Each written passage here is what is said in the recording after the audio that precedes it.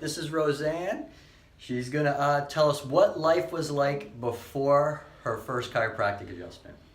Highly painful and just an uncomfortable existence. I worked part-time and I even had a hard time working 13 hours a week. These treatments have really helped a lot. What changed? Oh, I could move around and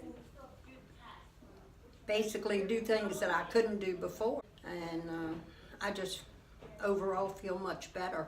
That's great. Physically. This is Rosann's x-ray. See how it curves to the right? The right hip is 9 millimeters lower. The disc space has gotten smaller. So you excited for your next adjustment? Yes. All right, let's do it.